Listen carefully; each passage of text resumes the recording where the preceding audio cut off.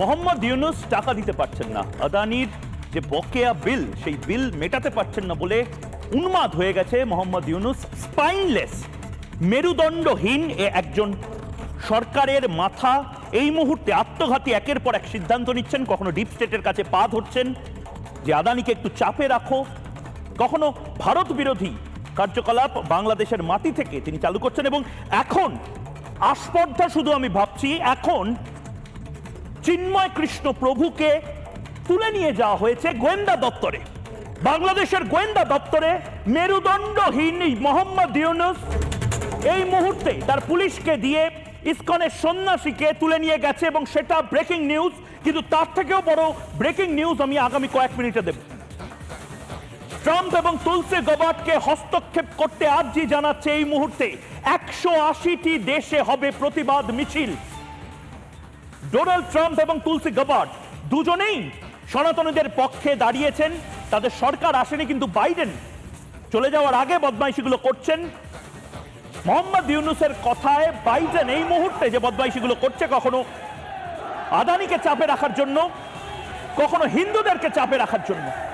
এবং এখন আমরা যে ছবি এই মুহূর্তে দেখাচ্ছি, গোটা পৃথিবী জুড়ে এই ছবি দেখছি। ফুল ফ্রেমে আমি এই ছবি নেব, ফার্স্ট অ্যান্ড এক্সক্লুসিভ ভিজুয়াল।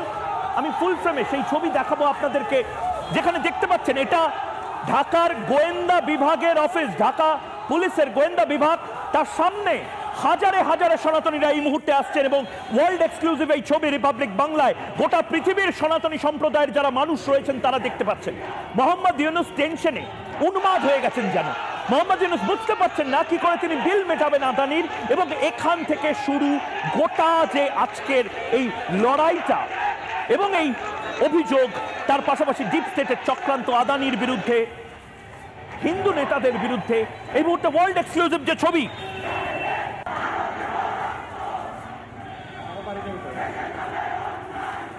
এবং এর পাশাপাশি আরেকটা ব্রেকিং নিউজ, যে ব্রেকিং নিউজটা আপনাদের আমরা দেব। সে ব্রেকিং নিউজটা হলো এই মুহূর্তে যখন আমরা কথা বলছি তখন একদিকে চিন্ময় কৃষ্ণ প্রভুকে নিয়ে বসিয়ে রাখা হয়েছে, জিজ্ঞাসাবাদ চলছে। তিনি নিরামিষাশী চিন্ময় কৃষ্ণ প্রভুকে আমরা যা শুনছি, এই মুহূর্তে তার খাবার জন্য যে সাত্ত্বিক আহার, সেই আহারও তাকে গ্রহণ করতে বাধা দেওয়া হচ্ছে। সেই সমস্ত কিছু আপনাদের দেখাবো। কিন্তু আমি একটা জিনিস আপনাদের বলছি, আপনারা হয়তো ভাবছেন যে বাংলাদেশের খবর আলাদা, আদানির খবর আলাদা, আমেরিকার খবর আলাদা, ডিপ স্টেটের খবর আলাদা, ভারতে অর্থনৈতিকভাবে সন্ত্রাসবাদীদের আক্রমণের খবর আলাদা। আমি বলছি প্রত্যেকটা এক সুতোয় বাঁধা। ভালো করে বুঝুন, আজ আদানির সঙ্গে যে জিনিস হচ্ছে, আমি বলছি না যে আদানি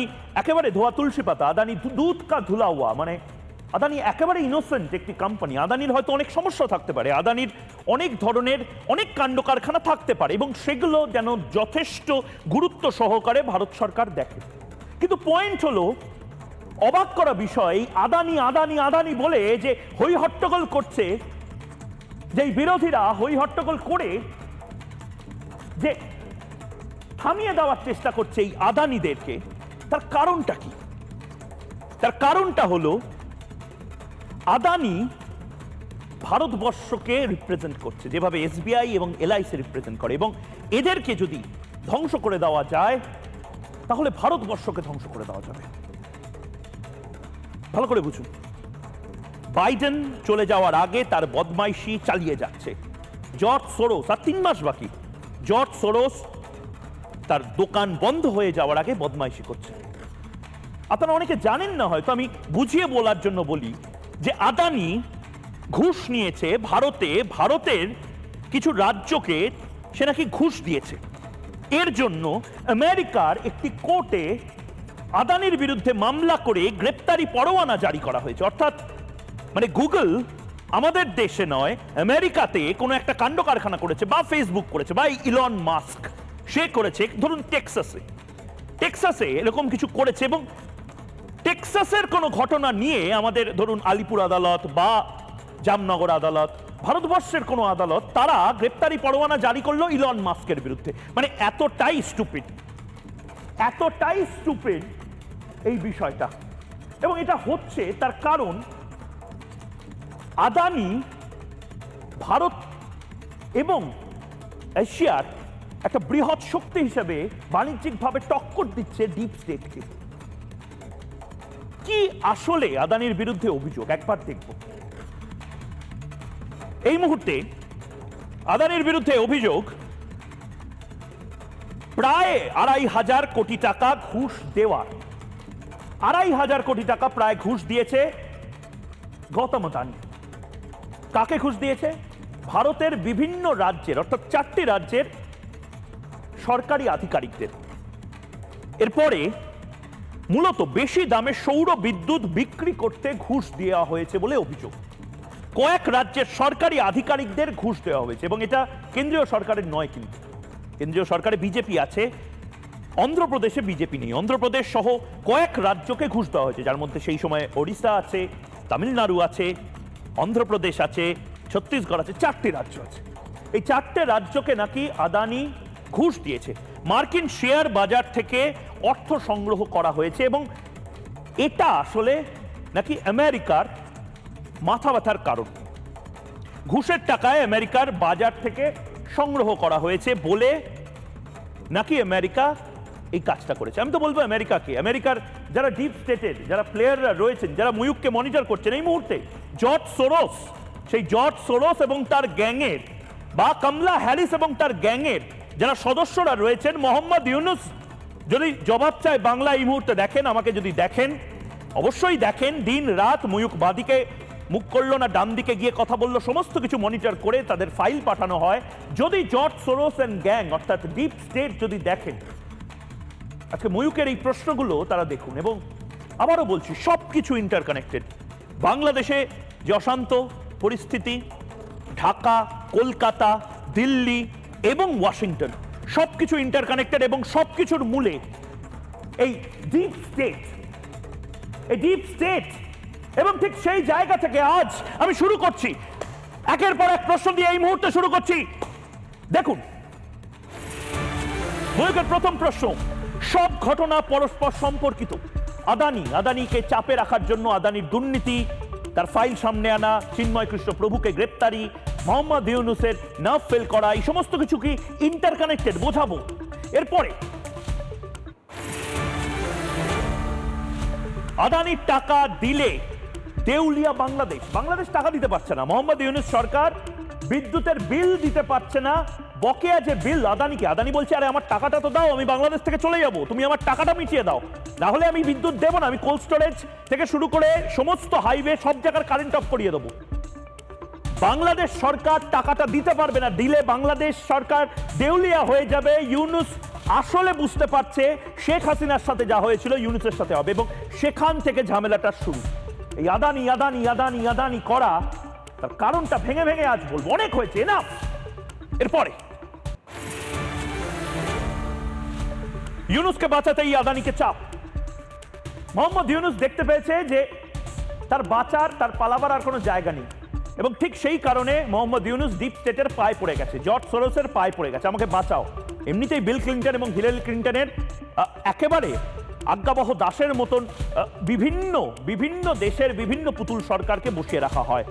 এক্ষেত্রে দাঁড়িয়ে মোহাম্মদ ইউনুস, সে যার হয়ে গোলামি এই মুহূর্তে ইউনুস সরকার করছে, তাদের কাছে গিয়ে, ডিপ স্টেটের কাছে গিয়ে বলে যে আমাকে বাঁচাও, কারণ আদানির টাকা যদি দিতে হয় বাংলাদেশ দেউলিয়া হয়ে যাবে এবং আমার কাছে কোনো অর্থনৈতিক মডেল নেই, বাংলাদেশের মানুষ আমার বিরুদ্ধে খেপে যাবে। ডিপ স্টেট বলে ঠিক আছে, আদানিকে একটু চাপে রাখি, একটা মিথ্যা বোগস কেস দিয়ে আদানিকে চাপে রাখার একটা চেষ্টা করছে আমেরিকা। আমি তো বলবো আমেরিকাকে নিজের চরকায় তেল দাও। আমেরিকা স্পষ্ট ভাষায় জেনে রাখো, এটা কেনিয়া, উগান্ডা বা অন্য কোনো দেশ নয়, এটা বাংলাদেশ নয় যেখানে তুমি ছড়ি ঘোরাতে পারবে। আমেরিকান ডিপ স্টেটের এটা বোঝা উচিত, ভারতবর্ষে এই ছড়ি ঘোরানো চলবে না। ভারত, আদানির যদি কোনো সমস্যা থাকে, আদানির যদি কোনো বেনিয়ম থাকে, ভারতের সুপ্রিম কোর্ট আছে, ভারতের হাইকোর্ট আছে, ভারতের পুলিশ আছে, ভারতের এজেন্সি আছে, তারা আদানিকে শাস্তি দেবে প্রয়োজন হলে। এবং তারপর এর পরের পার্ট, আসলে একটা অজুহাত, একটা মাস্ক। ইউনুসকে বাঁচাতে রোষে চিন্ময় প্রভু। চিন্ময় প্রভু যে কাজটা করছেন সনাতনীদের, সে কাজটা আসলে তিনি নিজের পথে করে যাচ্ছেন। কিন্তু ভালো করে বুঝুন, বাংলাদেশের যারা রয়েছেন এই মুহূর্তে, আদানিকে টাকা দিতে পারছে না ইউনুস, এবং সে কারণে ইউনুস গেল আমেরিকাতে, এবং আমেরিকা বলল কিছুটা সময় তুমি খরচা করো, তুমি সনাতনীদেরকে চাপে রাখো, আদানিকে চাপে রাখছি আমি, যা পারা যায় করবো। আগামী 3 মাস আমাদের কাছে সময় আছে আমেরিকাকে শেষ করার, বাংলাদেশকে শেষ করার, ভারতকে শেষ করার। কারণ 3 মাস পরে ফেব্রুয়ারি মাসে ডোনাল্ড ট্রাম্প ক্ষমতা পুরোপুরি নিজের হাতে নিয়ে নেবেন, এবং এরপরে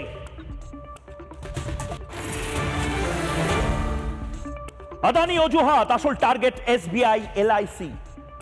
আমি আবারও বলছি, আদানি এটা অজুহাত মাত্র।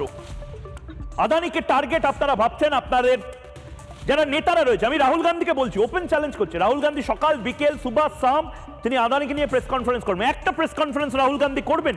চিন্ময় কৃষ্ণ প্রভু, বাংলাদেশের এত বড় হিন্দু নেতা, বাংলাদেশে হিন্দুদেরকে জবাই করার কথা বলছে, রাহুল গান্ধী একটা প্রেস কনফারেন্স করবেন? রাহুল গান্ধী করবেন না, কারণ রাহুল গান্ধীও বোধহয় এখন এই ডিপ স্টেটের কথায়, state bank of India, life insurance corporation, এদেরকে আসলে ধ্বংস করার চেষ্টা করছেন। এবং এটা একটা ডিপ নেক্সাস। ভালো করে বুঝুন, ভারতবর্ষের যারা নেতারা রয়েছে তারা কেন এই ডিপ স্টেটের কথায় পা দিচ্ছে। আমি নির্দিষ্টভাবে বলছি Rahul Gandhi unsuccessful, frustrated, depressed একজন রাজনীতিবিদ। এতবার আমাকে আপনাকে যদি লঞ্চ প্যাড দেওয়া হতো কেরিয়ার সেট করার, আমরা হয়তো সারা পৃথিবীর অধীশ্বর হয়ে যেতাম। রাহুল গান্ধীকে এত সুযোগ দেওয়া হয়েছে, তারপরেও রাহুল গান্ধী কিছু করতে পারছে না। এখন রাহুল গান্ধীকে বলা হয়েছে তুমি চিৎকার করে সকাল সন্ধ্যে শুধু আদানিকে নিয়ে বলো, তুমি হিন্দুদের নিয়ে চুপ থাকবে, তুমি বাংলাদেশে হিন্দুদের জবাই করা হচ্ছে কেন তা নিয়ে চুপ থাকবে, তুমি এটা নিয়েও চুপ থাকবে যে মোহাম্মদ ইউনুসের সাথে আদানির লড়াইটা আসলে আমাদের দেশে আছড়ে পড়ার কোনো কারণ নেই। রাহুল গান্ধী, আমি টাইমার অন করতে বলছি, 8:10 বাজে এখন। রাহুল গান্ধী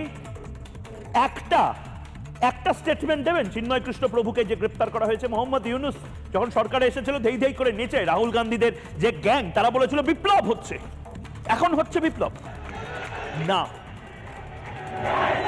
এই মুহূর্তে আমি যখন কথা বলছি তখন প্যারালালি বাংলাদেশে, ঢাকায় ভয়ঙ্কর সেই বিক্ষোভ আঁচ, সেই আঁচ আমরা লক্ষ্য করতে পারছি। এবং সারা পৃথিবীতে 108টি দেশে এভাবে বিক্ষোভ শুরু হবে সনাতনীদের। মোহাম্মদ ইউনুস তো শেষ, মোহাম্মদ ইউনুসের ভবিষ্যৎ অন্ধকার, কিন্তু রাহুল গান্ধী নিজের ভবিষ্যৎ কেন অন্ধকার করা? আদানি ইস্যুটা চোখে ধুলো দেওয়া, আমেরিকার এই ষড়যন্ত্রকে পরাস্ত করতে হবে। কারণ আমেরিকা আজ বাংলাদেশে যে কাজটা করতে পেরেছে ইন্ডিয়াতে করতে পারছে না বলে আজকে আদানি, কালকে বিড়লা, পরশু আম্বানি, তারপরের দিন মহিন্দ্রা, তারপরের দিন এসবিআই, এলআইসি, প্রত্যেকটা বড় বড় সংস্থাকে টার্গেট করছে। আমি একটা সংখ্যা আপনাদেরকে দেখাবো, এই সংখ্যাটা ভালো করে দেখুন। একদিনে ক্ষতির পরিমাণ আদানির 2 লাখ, কোথায় গিয়ে ক্যাসিনো কাউন্টার শেষ হয় আমি দেখার চেষ্টা করব, 2,86,610 কোটি টাকা একদিনে আদানির ক্ষতির পরিমাণ। অর্থাৎ একদিনে আদানি 2,86,610 কোটি টাকা খুইয়েছে, জলে চলে গেছে, ড্রেন দিয়ে ধুয়ে গেছে এ টাকা। এবং এটা দেখে সবচেয়ে খুশি হচ্ছে দুটো লোক, জর্জ সোরস বা ডিপ স্টেট এবং রাহুল গান্ধী। রাহুল গান্ধী নিজের দেশের সম্পদ, নিজের দেশের টাকা জলের মতন বয়ে যাবে এটা দেখে সবচেয়ে বোধহয় আনন্দ পাচ্ছে। আমি জানি না রাহুল গান্ধী কোন দেশের জন্য কাজ করছেন, ইটালির জন্য, আমেরিকার জন্য, ইউকের জন্য, আমি জানি না। কিন্তু একটি ভারতীয় সংস্থার এই পরিমাণ টাকা একদিনে লোকসান হলে সেডিস্টিক প্লেজার কিছু লোক পাচ্ছে, এবং তার মধ্যে থেকে ডিপ স্টেট যেরকম পাচ্ছে, মোহাম্মদ ইউনুস যেরকম পাচ্ছে, ঠিক সেরকম রাহুল গান্ধী পাচ্ছে। কিন্তু মজার কথা হলো এর থেকে বেশি অঙ্কের টাকা বোধহয় বাংলাদেশ সরকারকে দিতে হবে, এবং লড়াইটা আসলে ঠিক সেই জায়গা থেকে। বাংলাদেশ সরকার মূলত টাকা দিতে পারছে না। আদানি গোটা বাংলাদেশে পাওয়ার সাপ্লাই করে, কিন্তু পাওয়ার সাপ্লাই করলেও কারেন্ট অফ হয়ে থাকছে বেশিরভাগ জায়গাতে, কারণ আদানি বলে দিয়েছে আমাদের যদি টাকা না দাও আমরা ভাই বাংলাদেশ ছেড়ে দেবো। ইন্টারেস্টিং পার্ট হলো আদানিকে নিয়ে দিন রাত রাহুল গান্ধী কথা বলেন এবং রাহুল গান্ধী একটা প্রেস কনফারেন্স করে গ্রেপ্তারি দাবি করেছেন অনেকে যারা নাকি এই আদানি দুর্নীতির সাথে আছে। আমি কয়েকটা ছবি আপনাকে দেখাবো এবং এই ছবিগুলো দেখিয়ে আমি প্রশ্ন করবো রাহুল গান্ধীকে এদের গ্রেপ্তারি চান? আমি দেখাতে চাই সেই ছবিগুলো। এই মুহূর্তে রাহুল গান্ধী কাদের গ্রেপ্তারি চাইছেন দেখি। জগনমোহন রেড্ডি প্রাক্তন মুখ্যমন্ত্রী অন্ধ্রপ্রদেশ, তার গ্রেপ্তারি চান। কারণ মাথায় রাখতে হবে আদানির বিরুদ্ধে যে অভিযোগটা, সেই অভিযোগটা মূলত কেন্দ্র বিন্দু হলো 4টি রাজ্য এবং 4টে রাজ্যতে একটিতেও বিজেপি নেই। কেন্দ্রে বিজেপিকে ঘুষ দেওয়ার কোনো অভিযোগ আমেরিকার সেই কোর্ট করছে না, করছে যাদের বিরুদ্ধে সেই সময় সরকারে ছিল জগনমোহন রেড্ডি, রাহুল গান্ধীর বন্ধু, রাহুল গান্ধীর অ্যালাই পার্টনার, ইন্ডি জোটের অন্যতম সদস্য, প্রাক্তন মুখ্যমন্ত্রী অন্ধ্রপ্রদেশ। রাহুল গান্ধী এর গ্রেপ্তারি দাবি করছেন। এরপরে জগনমোহন রেড্ডির পরে আরেকটি রাজ্য এমকে স্ট্যালিনের রাজ্য তামিলনাড়ু। তামিলনাড়ুতেও এই সৌরশক্তি প্ল্যান্ট এটা তৈরি করবার জন্য আদানির বিরুদ্ধে অভিযোগ তারা নাকি ঘুষ দিয়েছে, 2000 কোটি টাকার ঘুষ দিয়েছে। এই 2000 কোটি টাকার ঘুষ বিজেপিকে দেওয়া হয়নি, এই 2000 কোটি টাকার ঘুষ কেন্দ্রীয় সরকারকে দেওয়া হয়নি, দেওয়া হয়েছে রাজ্য সরকারকে এবং নির্দিষ্টভাবে 4টি রাজ্যে। এমকে স্ট্যালিন তো তামিলনাড়ুর মুখ্যমন্ত্রী, এমকে স্ট্যালিনের কোনো অ্যাকাউন্টেবিলিটি নেই। এমকে স্ট্যালিন চুপ করে রয়েছেন কেন? এমকে স্ট্যালিনকে গ্রেপ্তার করা হোক তাহলে। রাহুল গান্ধীকে এমকে স্ট্যালিনের গ্রেপ্তারি, জগনমোহন রেড্ডির গ্রেপ্তারি, বা 3 নম্বর যে রাজ্য। রাহুল গান্ধী আসলে একেবারে ইম্যাচিওর একজন পলিটিশিয়ান, মানে ভারতবর্ষের মোহাম্মদ ইউনুসে পরিণত হয়েছেন। এরপরে মোহাম্মদ ইউনুস যেরকম ইম্যাচিওর একজন পলিটিশিয়ান, রাহুল গান্ধীও সেরকম একজন ইম্যাচিওর পলিটিশিয়ান। তিনি নিজে কি বলেন, কেন বলেন নিজেও জানেন না। ভূপেশ বাঘেল ছত্তিশগড়ের তৎকালীন মুখ্যমন্ত্রী, যার সময় আদানির বিরুদ্ধে যে অভিযোগগুলো আসছে সেই অভিযোগগুলো যে রাজ্যে হয়েছে তার মুখ্যমন্ত্রী। রাহুল গান্ধী কি ভূপেশ বাঘেলের গ্রেপ্তারি চান? যদি চান কালকে থেকে কংগ্রেসের লোকেরা মিছিল করুক, ভূপেশ বাঘেলের গ্রেপ্তারি চাই, এমকে স্ট্যালিনের গ্রেপ্তারি চাই। বা নবীন বাবু, ওড়িশার মুখ্যমন্ত্রী ছিলেন নবীন পটনায়ক, নবীন পটনায়কের সময় এই ধরনের কোনো ঘটনা ঘটেছে বলে তার মানে রাহুল গান্ধী ইশারা করছেন। রাহুল গান্ধী একেবারে ইম্যাচিওর, একেবারে মানে ফেলিওর বললেও কম বলা হবে। আবারও বলছি না যে 12 বার 14 বার 18 বার যদি কাউকে সুযোগ দেওয়া হয়, রাহুল গান্ধী তো প্রত্যেকটা সুযোগ নেন এবং ফেল করেন। মানে এতবার, মানে আমি জানি না রাহুল গান্ধীকে ফেলুদা বলা যায় কিনা, কিন্তু ফেলুদা বোধহয় নিজেও লজ্জিত বোধ করতেন রাহুল গান্ধীর সাথে তাকে তুলনা করতে। রাহুল গান্ধী এখন কিছু পাচ্ছেন না বলে আদানিকে নিয়ে পড়েছেন। রাহুল গান্ধী কিন্তু এখনো চিন্ময় কৃষ্ণ প্রভু যে গ্রেপ্তার হয়েছে বাংলাদেশে, হিন্দুরা ভয়ঙ্কর অবস্থায় রয়েছে পাশের দেশে, তা নিয়ে একটা কথা এখনো রাহুল গান্ধীর মুখ থেকে শুনিনি, মমতা বন্দ্যোপাধ্যায়ের মুখ থেকেও শুনিনি। রাহুল গান্ধী উল্টে বড় বড় কথা কাদের গ্রেপ্তার করতে হবে না করতে হবে সেটা বলছিলেন, শুনুন। नरेंद्र मोदी जी ने एक नारा दिया, एक हैं तो सेफ है। इंडिया में अदानी जी और मोदी एक हैं तो सेफ है। हिंदुस्तान में अदानी जी का कुछ नहीं किया जा सकता। चीफ मिनिस्टर 10-15 करोड़ के लिए अंदर चले जाते हैं और अदानी जी 2000 करोड़ रुपए का स्कैम करते हैं और वो बाहर घूम रहे हैं। कारण है कि प्रधानमंत्री उनको प्रोटेक्ट कर रहे हैं, चाहते हैं कि अदानी जी को एकदम अरेस्ट किया जाए। अदानी जी की अरेस्ट नहीं होगी, और इसलिए नहीं होगी क्योंकि हिंदुस्तान के प्रधानमंत्री अदानी जी के पीछे खड़े हुए हैं और उनके प्रोटेक्टर हैं। আমি ভারতীয়দের বলছি নির্দিষ্টভাবে ডিপ স্টেট আর 3 মাস পাচ্ছে। ডিপ স্টেটের হাতে, আমেরিকার যে ডিপ স্টেট যারা ভারতবর্ষকে ক্ষতিগ্রস্ত করতে চায় ভারতবর্ষে, তারা তো অস্ত্র নিয়ে ভারতের সাথে পারবে না। ভারতে যদি তারা অস্ত্র প্রয়োগ করে ভারতবর্ষ নিউক্লিয়ার ওয়ার শুরু করতে পারে, ভারতের কাছে সেই ক্ষমতা রয়েছে। বাংলাদেশ অনুপ্রবেশকারীদেরকে কেন ঢোকাচ্ছে? তার কারণ বাংলাদেশ জানে যে বাংলাদেশ যদি এই লাভ জিহাদ, ল্যান্ড জিহাদ, ভোট জিহাদ এই সমস্ত কিছু না করে, তাহলে তারা আসলে উগ্রপন্থীদেরকে হাতে যদি বন্দুক ধরিয়ে সীমান্তে পাঠিয়ে দেয় ভারতের, দুদিন পরে সেই উগ্রপন্থীদের কবর দিতে হবে। তারা জানে নির্দিষ্টভাবে। ঠিক সেভাবে এই আমেরিকান ডিপ স্টেট দেখতে পাচ্ছে ভারতের অগ্রগতি, ভারত যত এগোচ্ছে জ্বলছে আমেরিকান ডিপ স্টেট, এবং আমেরিকান ডিপ স্টেট জ্বলছে এটা বুঝতে পারলাম তারা বিদেশি। রাহুল গান্ধী এবং কংগ্রেস কেন জ্বলছে, তৃণমূল কংগ্রেস কেন জ্বলছে, কেন জ্বলছে সেই সমস্ত গুচির ব্যাগ নিয়ে ঘুরে বেড়ানো, সাসপেন্ডেড হওয়া, বহিষ্কৃত হওয়া সেই সমস্ত এমপি, আমি জানি না। কিন্তু আমার আপনার কষ্টার্জিত টাকা, সেই টাকা যেন জলাঞ্জলি না যায়। মাথায় রাখবেন, আজকে আদানিকে টার্গেট করা হয়েছে, কালকে মহিন্দ্রাকে টার্গেট করা হবে, পরশুদিন টাটাকে টার্গেট করা হবে, এবং তারপর ওদের আসল ধান্দাটাই হচ্ছে এলআইসি অর্থাৎ লাইফ ইন্স্যুরেন্স কর্পোরেশন এবং স্টেট ব্যাংক। এই স্টেট ব্যাংককে ধ্বংস করে দেওয়া। ভালো করে বুঝুন, গ্রামে গ্রামে জেলায় জেলায় যারা রয়েছেন, রাশিয়ান সংস্থা স্পুটনিক তারা বলছে, তাদের এক মারাত্মক রিপোর্ট, এবং সেই মারাত্মক রিপোর্ট আমি একবার আপনাদের সামনে রাখছি। এই রিপোর্ট থাবা বসানোর চেষ্টা হচ্ছে এসবিআই এবং এলআইসির ওপরে, এবং এসবিআই এলআইসির ওপরে ডিপ স্টেটের হাত রয়েছে।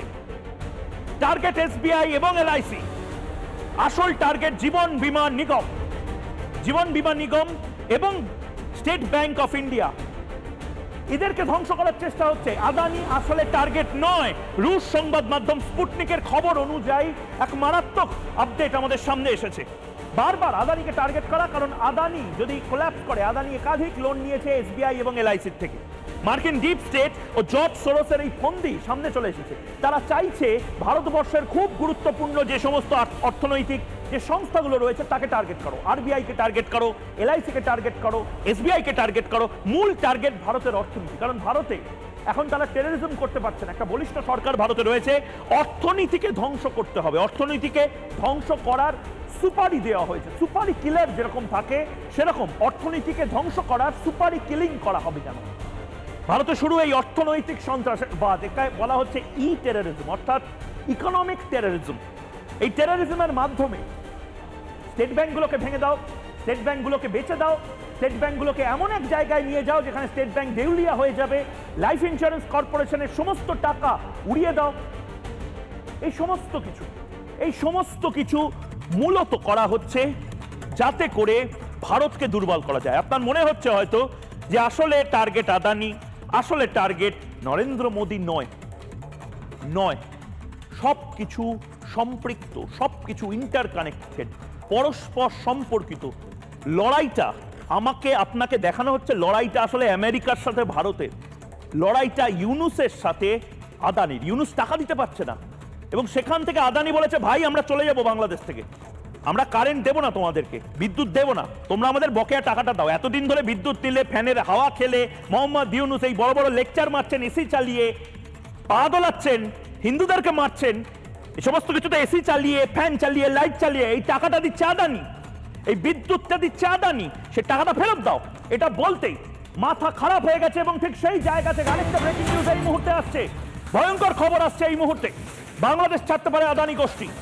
এই মুহূর্তে যা খবর, বাংলাদেশ ছাড়তে পারে আদানি গোষ্ঠী, এবং আদানি গোষ্ঠী যদি বাংলাদেশ ছাড়ে তাহলে টাকা দিতে হবে, বকেয়া টাকা মিটিয়ে দিতে হবে বাংলাদেশকে। কিন্তু বাংলাদেশ যদি বকেয়া টাকা দিয়ে দেয় তাহলে দেউলিয়া হয়ে যাবে বাংলাদেশ। মোহাম্মদ ইউনুস বুঝতে পেরে গেছে, উন্মাদ হয়ে যাচ্ছে মোহাম্মদ ইউনুস। আদানির ক্রমাগত চাপে হাঁসফাঁস করছে ইউনুস সরকার, চাপে পড়ে একের পর এক ভুল সিদ্ধান্ত ইউনুসের, আত্মঘাতী সিদ্ধান্ত নিচ্ছেন একের পর এক। এবং তার সবচেয়ে বড় উদাহরণ এই মুহূর্তে ইসকন সন্ন্যাসীর গ্রেপ্তারি, আত্মঘাতী সিদ্ধান্ত।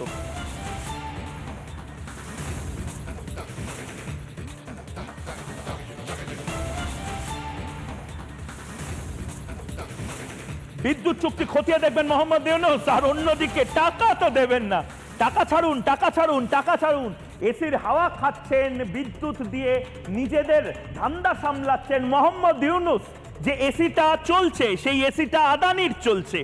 বাংলাদেশ এই মুহূর্তে যে পরিমাণ টাকা বকেয়া রেখেছে আদানির কাছে, সেই টাকাটা ফেরত দিয়ে দিলেই হয়ে যায়। কেন এইসব করছেন? ডিপ স্টেটের পায়ে পড়ে যাচ্ছেন, হুজুর আমাকে বাঁচান, হুজুর আদানি আমাকে কি চাপে রেখেছে, আমি যদি আদানির টাকা ফেরত দিয়ে দিই তাহলে বাংলাদেশের মানুষ আমাকে ছাড়বে না, আমাকে পালিয়ে যেতে হবে প্যারিসে। আর হুজুর আমি যদি আদানিকে টাকা না দিই, আদানি বলছে দেশ ছেড়ে চলে যাবে। এক ভয়ঙ্কর পরিস্থিতি, এবং ঠিক সেই পরিস্থিতিতে আমরা খবর পেলাম।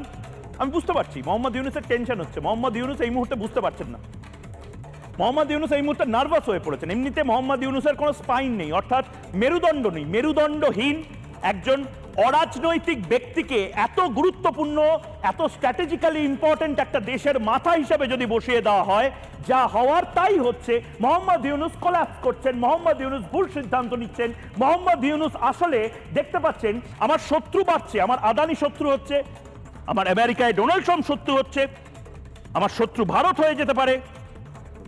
এই মুহূর্তে চিন্ময় কৃষ্ণ প্রভু এখনো গোয়েন্দা বিভাগেই বসে রয়েছেন। চিন্ময় কৃষ্ণ প্রভুকে এখনো ইন্টারোগেট করা হচ্ছে। আমি বুঝতে পারছি আস্পর্ধা কতটা। সন্ন্যাসীদের এই মুহূর্তে বাংলাদেশে সন্ত্রাসবাদীদের মতন তুলে নিয়ে যাওয়া হচ্ছে। এই মুহূর্তে যে এক্সক্লুসিভ ব্রেকিং আমরা পাচ্ছি, বিমানবন্দরে গ্রেপ্তারির সময় ফোনে কথা বলছিলেন চিন্ময় কৃষ্ণ প্রভু। ঠিক কি হয়েছিল সেই সময়? আমাদের প্রতিনিধি কিশলয় এই মুহূর্তে আমাদের সঙ্গে রয়েছে। চিন্ময় কৃষ্ণ প্রভু, যাকে এয়ারপোর্ট থেকে টেনে হিচড়ে ছ্যাঁচড়াতে বের করা হয়। আস্পর্ধা ভাবুন বাংলাদেশের। মোহাম্মদ ইউনুস একজন মেরুদণ্ডহীন, স্পাইনলেস একটা সরকারের প্রধান। আমি জানি না তার কি ডেজিগনেশন দিয়েছেন, তিনি হয়তো নিজে ইগো স্যাটিসফাই হয়, কিন্তু হিন্দুদেরকে চটালে 120টা দেশের হিন্দুরা কি ভয়ঙ্কর প্রতিবাদ করতে পারে, সেটা হয়তো মোহাম্মদ ইউনুস দেখেননি, বা দেখেছেন বলেই আত্মঘাতী সিদ্ধান্ত নিচ্ছেন। আমার সাথে এই মুহূর্তে আমাদের প্রতিনিধি কিশলয় রয়েছে। কিশলয়, এই মুহূর্তে কি খবর পাচ্ছ? শেষ মুহূর্ত বিমানবন্দরে ঠিক কিভাবে কেটেছে চিন্ময় প্রভুর?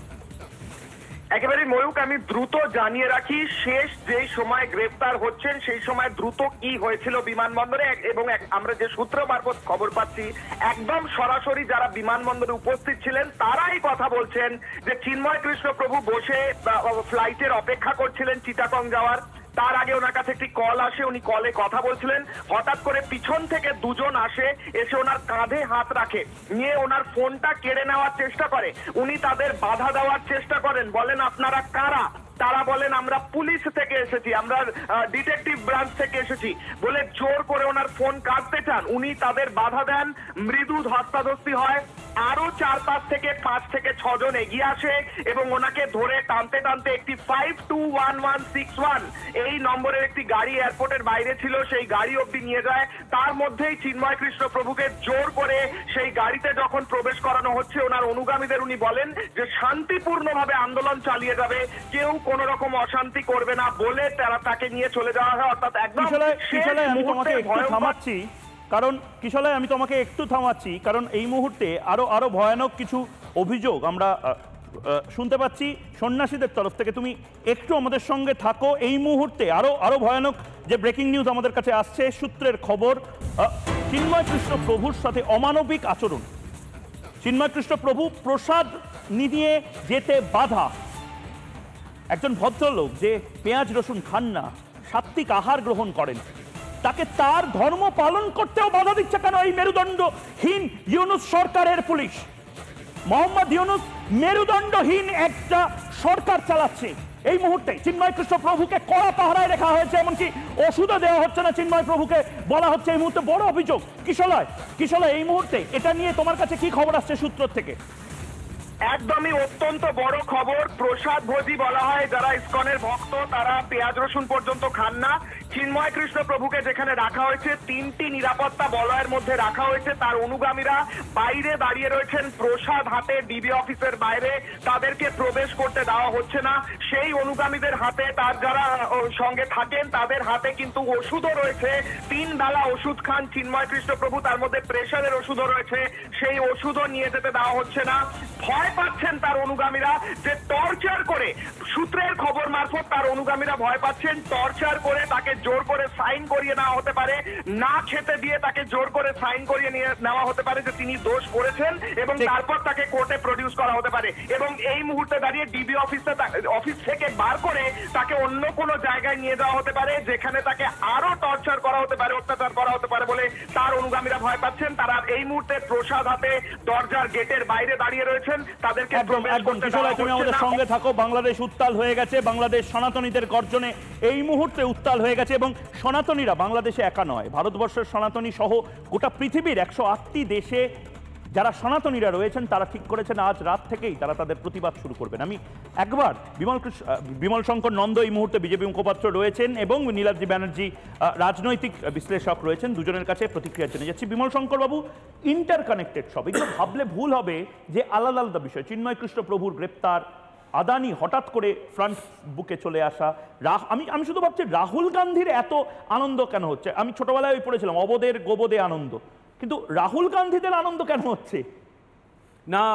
ময়ূক, আমি খালি একটা কথা বলছি, এখন সমস্যা হয়েছে রাহুল গান্ধীকে বেশি গুরুত্ব দিলে আবার গুরুত্ব পেয়ে যাবে, কারণ এখনও আমি ওনাকে রাজনৈতিক দিক দিয়ে নাবালক বলে মনে করি, কিন্তু যাই হোক না কেন তিনি একটি দলের নেতা এবং তিনি লোকসভায় বিরোধী দলের নেতা।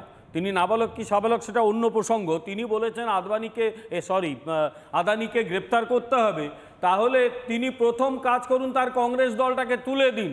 আমি একটা উদাহরণ দিচ্ছি ময়ূক, 2010 সালে একটা বই প্রকাশিত হয়, বইটার এডিটর ছিলেন স্টিভেন আর ওয়েজম্যান। এই বইটা হচ্ছে যে 1973 থেকে 1975 পর্যন্ত ভারতে যিনি আমেরিকান রাষ্ট্রদূত ছিলেন ড্যানিয়েল প্যাট্রিক ময়নিহানের বিভিন্ন লেখা এবং চিঠি নিয়ে তার একটা সংকলন। সেই বইতে পরিষ্কার ডিপি ময়নিহান বলেছেন যে তিনি হেনরি কিসিঙ্গারের কাছ থেকে শুনেছেন যে কংগ্রেস দল আমেরিকার কাছ থেকে টাকা খেয়েছে। তো তাহলে তখন কংগ্রেসের নেতা, এখনো আমার কাছে স্টেটমেন্ট রয়েছে, মনীশ তেওয়ারি বললেন একটা আনসাবস্ট্যান্সিয়েটেড বক্তব্য, এগুলো ফালতু।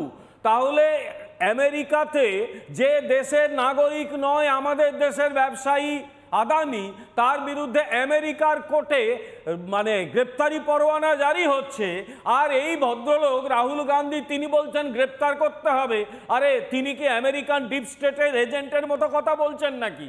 আমেরিকায় কোর্ট কি করলো না করলো সেটা কিন্তু আমরা এখানে তার কথা শুনতে কি বাধ্য? তিনি কি মনে করেন না ভারতবর্ষ স্বাধীন এবং সার্বভৌম? আমি আরেকটা উদাহরণ দিচ্ছি, পারলে এই কথাগুলো রাহুল গান্ধীর কাছে পৌঁছে দেবে। 1993 সালে দাভোল পাওয়ার প্রজেক্ট মহারাষ্ট্রে হয়েছিল। সেই সময় ক্ষমতায় কে ছিল ওখানে এবং কেন্দ্রে? কংগ্রেস ছিল। যে কোম্পানিটা করেছিল গোলমাল তার নাম এনরন। প্রমাণিত হয়েছিল কয়েকশো কোটি টাকা সে ঘুষ দিয়েছিল এবং বলেছিল কোড আনকোড ইন্ডিয়ানদের শিক্ষিত করতেই টাকাটা খরচ করতে হয়েছে, মানে ঘুষ দিয়েছিল। এরপরে এই রাহুল গান্ধী কি কংগ্রেসটাকে তুলে দেবেন? কারণ অভিযোগ আছে, তো এখানে আদানির বিরুদ্ধে অভিযোগ আছে, প্রমাণ হয়নি, তিনি গ্রেপ্তার দাবি করে বসে গেলেন। তাহলে কংগ্রেসের বিরুদ্ধে অভিযোগ আছে, উনি কংগ্রেস। আমি একটা জিনিস বুঝতে পারছি না, এটা এত সহজভাবে আপনি বুঝিয়ে দিলেন, কিন্তু রাহুল গান্ধী নাবালক এবং তার চারপাশে যারা ঘোরে তারা কি বুঝতে পারছেন? এবং না বুঝলেও কোনো অসুবিধা নেই। অসুবিধাটা হলো ভারতকে দুর্বল করার এই পরিকল্পনা করা। খুব ভালো করে যদি আমি বুঝিয়ে বলি এটা কোথা থেকে আসছে, আবারও বলছি, আদানি দুর্নীতি এই সমস্ত কিছু থাকতে পারে, আদানি একেবারে ধোয়া তুলসী পাতা নয়, আদানির অনেক প্রবলেম থাকতেই পারে। সেই অভিযোগগুলো থাকলে সুপ্রিম কোর্ট আছে, হাইকোর্ট আছে, এফআইআর দায়ের করার অপশন আছে, সেগুলো করা হতে পারে। আমি যেখানে নির্দিষ্টভাবে বারবার বলে আসছি, আদানি আসলে চাপ দিয়েছিল মোহাম্মদ ইউনুসকে, আর মোহাম্মদ ইউনুস যার গোলামি করছে মার্কিন ডিপ স্টেট, তার পায়ে পড়ে গিয়ে বলে হুজুর আমাকে বাঁচান, এবং এই বাঁচানোর জন্য একটা প্রেশার পয়েন্ট তৈরি করা ডিপ স্টেটের। আমি একবারে ছকটা দেখিয়ে বুঝাতে চাইছি, দেখুন ভালো করে বুঝুন, এই মুখগুলো ভালো করে দেখেন। জর্জ সোরস এই ডিপ স্টেটটাকে, আমেরিকান ডিপ স্টেট চালান এবং বিভিন্ন সারা পৃথিবীতে বিভিন্ন সরকার ফেলার পেছনে জর্জ সোরসের ভূমিকা রয়েছে। জর্জ সোরস কাকে টাকা দেন? চাক সুমার হচ্ছে ট্রাম্প বিরোধী নেতা, সেনেটের নেতা। এই চাক সুমারের কাছে জর্জ সোরসের টাকা যায় নির্দিষ্টভাবে এনার্কি তৈরি করতে, অর্থাৎ ক্রাইসিস তৈরি করো সারা পৃথিবী জুড়ে। ট্রাম্পকে আনতে দিও না, নরেন্দ্র মোদী সরকার ফেলে দাও। ভালো করে বুঝুন, এই অর্থ যোগান চাক সুমারের কাছে যায়। চাক সুমার ট্রাম্প বিরোধী নেতা, এবং এই চাক সুমার ব্রিয়ন পিসের নাম সুপারিশ করেন জো বাইডেনের কাছে ব্রিয়ন পিসের। এবার ব্রিয়ন পিসকে আদানির বিরুদ্ধে মার্কিন অ্যাটর্নি যে লয়ার সেই লয়ার হলো ব্রিয়ন পিসকে অ্যাটর্নি নিয়োগ করেন জো বাইডেন। এবার ব্রিয়ন পিস যখনই মোহাম্মদ ইউনুস পায়ে পড়ে যান জো বাইডেন এবং তার পাশাপাশি এই চাক সুমার, জর্জ সোরসের, ইউনুস একেবারে বাচ্চা ছেলে এই ডিপ স্টেটের কাছে, ইউনুসকে বলা হয় যে ঠিক আছে দেখছি কি করা যায়, চাপে ফেলো। ব্রিয়ন পিসকে দিয়ে একটা অভিযোগ দায়ের করানো হয় গৌতম আদানির বিরুদ্ধে, কারণ আদানি আসলে চাপে ফেলছে মোহাম্মদ ইউনুসকে বাংলাদেশে। এই গৌতম আদানিকে দুদিক থেকে সারাশি চাপ দেওয়ার জন্য একদিকে ব্রিয়ন পিসকে দেওয়া হয়, ব্যবহার করা হয়, আর অন্যদিকে জর্জ সোরস ওপেনলি সমর্থন করেন, মার্কিন ধনকুবের ওপেনলি সমর্থন করেন রাহুল গান্ধীকে, লোকসভায় বিরোধী দলনেতা। অর্থাৎ প্রশ্ন ঠিক সেই জায়গাতে রাহুল গান্ধী আসলে কি কাজ করছেন জর্জ সোরসের জন্য, এটা বলার সময় এসেছে। ভারতবর্ষের বিরোধী দলনেতা কি আমেরিকার তালে নাচছেন, যেভাবে মোহাম্মদ ইউনুস নাচছে ঠিক সেভাবে কি রাহুল গান্ধীও নাচছে? এবং আমি কেন বলছি, রাহুল গান্ধীর তো উল্লাস প্রকাশ করা উচিত, জর্জ সোরসকে ধমক দিয়ে চুপ করিয়ে দেওয়া হচ্ছে। আমি জানি জর্জ সোরস আমাদের দেখছেন, জর্জ সোরস এই মুহূর্তে জবাব চায় বাংলা দেখছেন, মনিটর করছেন, ট্রান্সলেটেড কপি নিয়ে তিনি চেষ্টা করছেন এনজিওকে দিয়ে, কিছু মিনমিনে চ্যানেলকে দিয়ে এটা প্রচার করানোর যে না আমরা ভুল বলছি, ময়ূক ভুল বলছে। এই ফাঁদে পা না দিয়ে এই যে ক্লিপটা, আমি জানি না এই ক্লিপ কখন ব্ল্যাকআউট হয়ে যাবে, এই ক্লিপ কখন ডিপ স্টেট চেষ্টা করবে স্ট্রাইক মারার বা কপিরাইট বা অন্য ধরনের কিছু করে এই ক্লিপটাকে সরিয়ে দেওয়ার চেষ্টা করবে। ময়ূকের এই কথাগুলো সরে না যায় তার জন্য বিপুলভাবে শেয়ার করুন। ভারত এগোচ্ছে বলে ডিপ স্টেটের জ্বলন ধরছে, জ্বলছে কেন আমি দেখাও এই মুহূর্তে ভালো করে দেখুন এই ছবি আপনারা দেখলেন, এবং তার পাশাপাশি নরেন্দ্র মোদী উল্কার গতিতে ভারতকে এগিয়ে নিয়ে যাচ্ছেন, এগোচ্ছে ভারত, জ্বলছে ডিপ স্টেট। এশিয়ার সবচেয়ে শক্তিশালী দেশ হচ্ছে ভারত, এগিয়ে যাচ্ছে। রাশিয়া সমঝে চলছে, চায়না সমঝে চলছে। ভারতের অর্থনীতি রকেট গতিতে যেভাবে এগোচ্ছে, 5 ট্রিলিয়ন, 6 ট্রিলিয়ন, 10 ট্রিলিয়ন, 30 ট্রিলিয়ন, এই যে পেস, সেই পেসে সবচেয়ে বড় অন্তরায় হতে পারে ডিপ স্টেট। রাহুল গান্ধী তার কথায় নাচছে, তৃণমূল কংগ্রেস তার কথায় নাচছে। ভারত সামরিক সামগ্রী এখন রপ্তানি করছে, এটা ডিপ স্টেট বা আমেরিকা পছন্দ করছেন, এবং আমেরিকা, ভাবুন ভারতে কিছু একটা হয়েছে আদানির সাথে, তার জন্য আমেরিকা লাফিয়ে তাদের দেশে একটা মামলা করছে। আমেরিকাকে বলছি নিজের চরকায় তেল দাও, আমেরিকা তেল দিতে হলে নিজের চরকায় দাও, সারা পৃথিবীতে দাদাগিরি করার কোনো কারণ নেই তোমার। একাধিক দেশে ভারত পরিকাঠামো তৈরি করছে। এই আদানি কি? আদানি ইনফ্রাস্ট্রাকচার ডেভেলপমেন্ট করছে কেনিয়ায়, অস্ট্রেলিয়ায়, আমেরিকায়, ইসরায়েলে, সমস্ত জায়গাতে। পোর্ট যার হাতে, বন্দর যার হাতে, তার হাতে অনেক বড় বড় জিনিস চলে আসে। বিদেশে ভারতীয় সংস্থার যে পেশি শক্তি বাড়ছে, টাটা ল্যান্ড রোভার, জ্যাগুয়ার এই সমস্ত কিছু কিনেছে। মাহিন্দ্রা যেভাবে সারা পৃথিবীর বহু গাড়ি সাপ্লাই দিচ্ছে, লার্সেন এন্ড টুব্রো, বা আমাদের আম্বানি যেভাবে তেল সাপ্লাই দিচ্ছে, রাশিয়া থেকে তেল কিনছে, ইউরোপে তেল সাপ্লাই দিচ্ছে। ভারত এগিয়ে যাচ্ছে। মোদি জমানায় যে বিদেশ নীতি, সেই বিদেশ নীতিটা ইন্ডিপেন্ডেন্ট বিদেশ নীতি, যেখানে আমেরিকা বা ইউরোপ ভারতকে চমকানোর চেষ্টা করে, এই তোমরা আমাদের থেকে কেন তেল কিনছো না। জয়শঙ্কর সেখানে চোখে চোখ রেখে আমেরিকাকে বলতে পারে বা ইউরোপকে বলতে পারে আমরা রাশিয়ার থেকে তেল কিনবো, it's none of your business, none of your business. ঠিক সেভাবে ভারত যদি বাড়াবাড়ি দেখা হয়, হিন্দুদেরকে যেভাবে বাংলাদেশে টর্চার করা হচ্ছে, হিন্দুদেরকে যেভাবে তুলে নিয়ে যাওয়া হচ্ছে, রাতের অন্ধকারে হিন্দু সন্ন্যাসীদেরকে যেভাবে মারার কথা বলা হচ্ছে, যেভাবে পুলিশি সন্ত্রাস চলছে, ভারত চুপ করে থাকবে না। এটা ভয়ের কারণ হচ্ছে ডিপ স্টেটের। কারণ ভারত যদি ক্ষেপে যায়, ভারত যদি রেগে যায়, মোহাম্মদ ইউনূসের বেশি দিন আর হয়তো বাংলাদেশের টেকা হবে না। নরেন্দ্র মোদী, আজকে নরেন্দ্র মোদীরও ধৈর্যচ্যুতি হচ্ছে এবার মনে হচ্ছে। নরেন্দ্র মোদী সাধারণত নিজের মেজাজ গরম করেন না, কিন্তু যে অসভ্যতাম এই মুহূর্তে আদানিকে কেন্দ্র করে এই লুজার যারা, অর্থাৎ যারা হেরো পার্টি, যারা বারবার হেরেছে, তাদের উদ্দেশ্যে সবচেয়ে ক্রূরতম আক্রমণটা আজকে নরেন্দ্র মোদী করেছেন। কি বলেছেন একবার শুনুন। कुछ लोगों ने अपने राजनीतिक स्वार्थ के लिए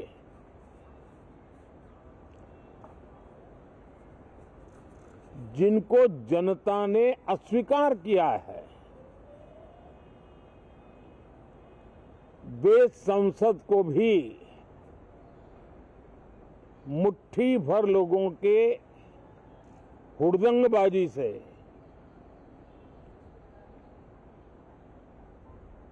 कंट्रोल करने का लगातार प्रयास कर रहे हैं। संसद की गतिविधि को रोकने से ज्यादा सफल नहीं होता है, और देश की जनता उनके सारे व्यवहारों को काउंट करती है, और जब समय आता है तो सजा भी देती। 80-80, 90-90 बार जनता ने जिनको लगातार नकार दिया है, वे न संसद में चर्चा होने देते हैं, न लोकतंत्र की भावना का सम्मान करते हैं, न ही वह लोगों की आकांक्षाओं का कोई महत्व समझते हैं। আমি অবাক হয়ে যাচ্ছি রাহুল গান্ধী বা মহুয়া মৈত্র বা রামগোপাল যাদব এই যে ইন্ডি জোটের যারা পার্টনাররা রয়েছে, যারা প্রতিবার চেষ্টা করছিলেন গণতান্ত্রিকভাবে সরকারে আসার, পারেননি, জর্জ সোরোস বা ডিপ স্টেটের সাহায্য নিয়ে তারা বাংলাদেশ স্টাইলে ক্ষমতায় আসতে চান। রাহুল গান্ধীর এটাই স্বপ্ন। রাহুল গান্ধী কোনোদিন ভোটে জিততে পারবেন না, হয়তো যদি দয়া দাক্ষিণ্য করে ডিপ স্টেট ইউনুসের মতন মাথার উপরে বসিয়ে দেওয়ার চেষ্টা সফল হয় তার। কোথা থেকে, আবারও বলছি, গল্পটা ভালো করে বুঝুন। আদানির এই গল্প, তাতে আমার আপনার কিচ্ছু এসে যায় না, কিন্তু আদানির এই গল্পটা আসলে ভারতকে টার্গেট করার গল্প। তার কারণ মাথা খারাপ হয়ে গেছিল আমেরিকার রাষ্ট্রদূত, তিনি প্রাক্তন রাষ্ট্রদূত, তিনি গুজরাটে দেখতে এসেছিলেন এই সৌরশক্তি অর্থাৎ এই সোলার এনার্জি। আমেরিকানরাই তো এতদিন ধরে বলতো এই তোমরা পলিউশন বাড়াচ্ছ, দূষণ করছো, সোলার এনার্জি ব্যবহার করো, অন্য এনার্জি, রিনিউয়েবল এনার্জি ব্যবহার করো। আমরা এখন সারা পৃথিবীর পাওয়ার হাউস হব, পাওয়ার হাউস ভারত, সারা পৃথিবীকে বিদ্যুৎ সাপ্লাই করতে পারবো আমরা। এবং সে কারণে ভারতের সৌরশক্তি দেখে চোখ কপালে আমেরিকার, মাথা খারাপ হয়ে গেছে আমেরিকার। আমেরিকান প্রতিনিধি দল দেখে রিপোর্ট পাঠায় এবং সেই রিপোর্ট নিশ্চয়ই ডিপ স্টেটের হাতে আসে। প্রাক্তন মার্কিন রাষ্ট্রদূত এরিক গার্সেটি তিনি ঘুরে যান গুজরাটে। গুজরাটে কি হচ্ছে? খাবদা সোলার পার্ক গুজরাটে অবস্থিত, এবং এই খাবদা সোলার পার্ক এটা মাথা ব্যথার কারণ এখন আমেরিকার। তারা যেভাবে স্টেট ব্যাংকে নষ্ট করতে চায়, ঠিক সেভাবে খাবদা সোলার প্ল্যান্টকেও নষ্ট করতে চায়। 200 মেগাওয়াট সোলার পিভি পাওয়ার প্রকল্প এই খাবদা সোলার প্ল্যান্টের, এবং এই সোলার প্ল্যান্ট প্যারিস শহরের থেকে 5 গুণ বড়। প্যারিস এইটুকু জায়গা হলে খাবদা সোলার প্ল্যান্ট 5 গুণ বড় জায়গাতে শুধু সৌরশক্তি। লন্ডন, সান ফ্রান্সিসকোর সমান জায়গা জুড়ে শুধু এই সোলার প্যানেল বসানো আছে। ভাবুন কি পরিমাণ বিদ্যুৎ আমরা উৎপাদন করতে পারবো। 6000 কোটি ইউনিট বিদ্যুৎ উৎপাদন হবে 2030-এর মধ্যে। আমাদের দেশ ছেড়েই দিন, আমরা চারপাশের দেশকে 100 বছরের জন্য বিদ্যুৎ দিতে পারি। এবং এটাই আসলে আমেরিকার মাথা ব্যথার কারণ। তার কারণ আমেরিকা বুঝতে পারছে ভারত নিজের রিসোর্সেস যদি ব্যবহার করে তাহলে আমেরিকা তার বাজার হারিয়ে ফেলবে। আমেরিকা কিছুদিন আগেই বুঝতে পেরেছে আমেরিকার হাতে আর যে ইনফ্রাস্ট্রাকচার বা টেকনোলজির যে জায়গা সেটা আর নেই। আমেরিকা বুঝতে পারছে যে আমেরিকার হাত থেকে যে সামরিক অস্ত্রশস্ত্র কেনা এবং জেট বা নেভির যে সমস্ত মালপত্র আসে সেগুলো কেনা চলে যাবে। তার কারণ আমেরিকা দেখতে পাচ্ছে ভারত নিজে মেক ইন ইন্ডিয়া পলিসিতে নিজে সমস্ত কিছু বানাচ্ছে। এখন আমেরিকার হাত থেকে যদি সৌরশক্তি অর্থাৎ পাওয়ার সেক্টরটাও ইন্ডিয়ার হাতে চলে যায়, ছোট ছোট দেশগুলো, কেনিয়া বা বিভিন্ন যে ছোট ছোট দেশ, আফ্রিকান কান্ট্রি রয়েছে, জামাইকান কান্ট্রি রয়েছে, বাংলাদেশে আমাদের পাশের এত বড় দেশ, তারা যদি আদানি বা অন্যান্য সংস্থা যেগুলো পাওয়ার সেক্টরে কিং মেকার হচ্ছে তাদের থেকে বিদ্যুৎ কেনে, আমেরিকানদের তো পথে বসতে হবে। নীলাদ্রি ব্যানার্জি, এবং ঠিক সেই জায়গা থেকে ভাড়াটে গুন্ডা হায়ার করা এবং তার পাশাপাশি ভাড়াটে পলিটিশিয়ান দিয়েও চাপে রাখার চেষ্টা করা। ময়ূক, আমাদের বুঝতে হবে এতদিন লড়াইটা ছিল নরেন্দ্র মোদীর নেতৃত্বে ভারতের সাথে ডিপ স্টেটের, কিন্তু এ মাসে 6 তারিখে একটা ঘটনা আমেরিকার বুকে ঘটে গেছে যাতে ডিপ স্টেটের একেবারে অশনি সংকেত তারা দেখতে পেয়েছে। অর্থাৎ ডিপ স্টেটের বিরোধী ডোনাল্ড ট্রাম্প আমেরিকার জনগণের ভোটে, অর্থাৎ আমেরিকার জনগণ ডিপ স্টেটের বিরুদ্ধে ভোট দিয়েছে, নির্বাচিত হয়েছেন। আজকে হচ্ছে নভেম্বরের 25 তারিখ, জানুয়ারির 20 তারিখে ডোনাল্ড ট্রাম্প দায়িত্ব নিচ্ছেন, অর্থাৎ 2 মাসও হাতে সময় নেই ময়ূক। ঠিক এই কারণে ডিপ স্টেট তাদের অশনি সংকেত দেখে আঘাত হানছে। আঘাত কেন ইসকনের সন্ন্যাসীর ওপর কেড়েছে? কারণ তুলসী গাবার্ড, যাকে ট্রাম্প ইন্টেলিজেন্স চিফ হিসেবে নির্বাচিত করেছেন, সেই তুলসী গাবার্ড হচ্ছে ইসকনের একজন ফলোয়ার, এটা মাথায় রাখতে হবে।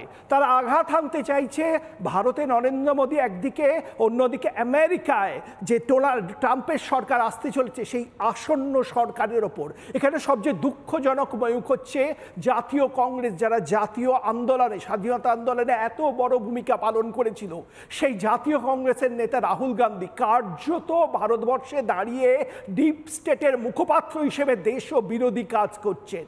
তিনি কার্যত ভারতীয় সংস্থাগুলোর বিরুদ্ধে বিরুদ্ধে আঘাত হানছেন।